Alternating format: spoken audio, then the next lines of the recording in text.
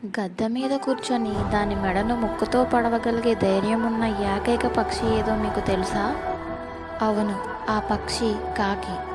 కాకి గద్ద వీపుపై కూర్చొని తన పదునైన ముక్కుతో గ్రద్ద మెడను గాయపరుస్తుంది. కానీ గ్రద్ద కాకితో గొడవ పడదు, దాన్ని వెనక్కి నెట్టడానికి ప్రయత్నించదు, తన సమయాన్ని వృధా చేసుకోదు.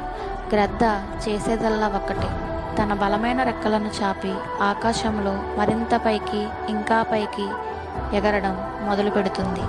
గ్రద్ద ఎంత ఎత్తుకు వెళ్తుందో అక్కడ ఆక్సిజన్ అంతగా తగ్గిపోతుంది.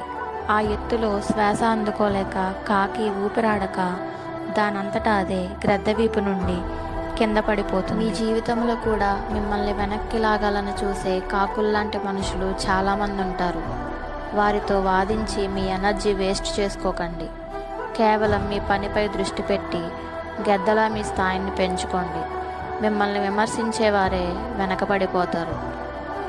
ఈ వీడియో మీకు నచ్చితే ఇప్పుడే లైక్ చేసి సబ్స్క్రైబ్ చేసుకోండి.